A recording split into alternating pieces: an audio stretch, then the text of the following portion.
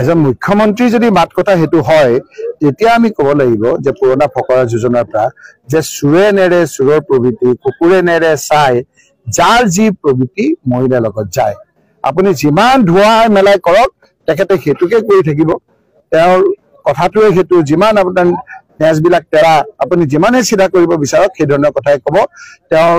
মাত কথাই তেওঁলোকৰ পৰিচয় গতিকে এইবিলাক ফাণ্ডত মই সোমাব নিবিচাৰো তেওঁ যদি এইবিলাক কৈছে মই শুনা নাই অতি ঘৃণনীয় অতি নিন্দনীয় এই কথা বতৰাবিলাক এজন মুখ্যমন্ত্ৰী এই কথাবিলাক কৈছে আকৌ আমাৰ ইয়াত সেই পূৰ্ব মুখ্যমন্ত্ৰীসকলৰ কথা মনত পৰে ক'ত সেইসকল আৰু ক'ত আজি ক'ত আছো আমি এইবাৰ সামগ্ৰিক সমষ্টিত পঞ্চায়ত নিৰ্বাচনত কেনেকুৱা ফলাফল আশা কৰে নিৰ্বাচনটোত আপোনালোকে যদি চাই কিহৰ ভিত্তিত তেওঁলোকে আহিছে ইয়াত নিৰ্বাচন কৰিবলৈ এই মাত্ৰ দেখোন আপোনালোকে ক'লে যে ইয়াত বৰ্তমানৰ যিটো সামগ্ৰিক সমষ্টিৰ গঠন প্ৰক্ৰিয়া তেওঁলোকে কৰিছে তাততো তেওঁলোকে ভোটটো নালাগে বুলিয়ে কৈছে কোৱা নাই তেওঁলোকে নিজেই কৈছে গতিকে তেওঁলোকৰ মাত কথাই মানুহৰ পৰিচয়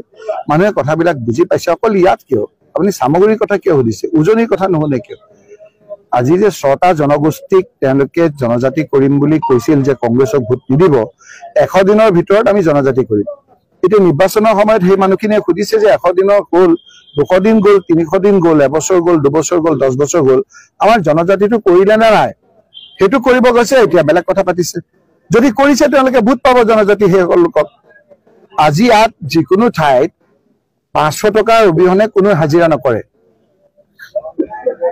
ঠিকাদাৰৰ মানুহখিনিক কৈছিল যে আমি 350 টকা দিম আজি 10 বছৰ আগত 351 টকা এতিয়া আমাৰ এই আমলখি বাগিচাত 220 টকা দিয়ে কোনে বিশ্বাস কৰিব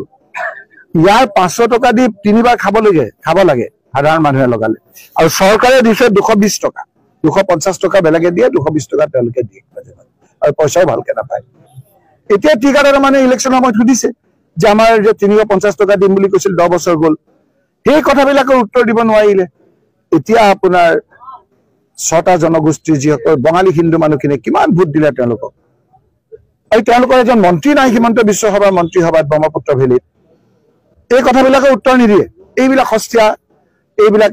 কুৰুচি ব্যক্তি এইবিলাক আপোনালোকৰ মোক সেইবিলাকৰ জালত কৰি মোক সেইটোৱে সুধিছে আপোনালোকেতো এবাৰো নুসুধে এতিয়া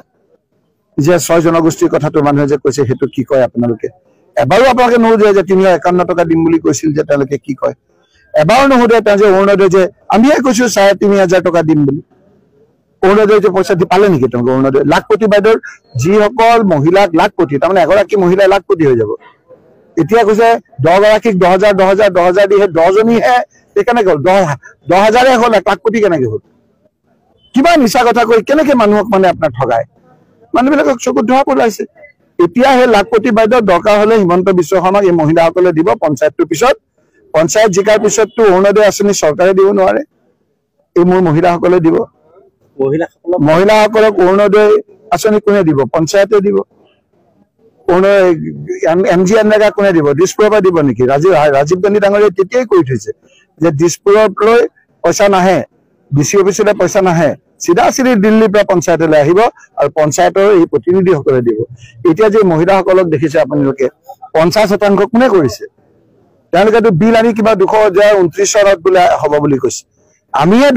এই মহিলাসকলক ওলাই আনি পেলাই তেওঁলোকক ৰাজনৈতিক ক্ষমতা দিছো আত্মসহায়ক গোট খুলিছো তেওঁলোকক অৰ্থনৈতিকভাৱে টনকিয়াল কৰিছো কোনে কৰিছে আত্মসহায়ক গোট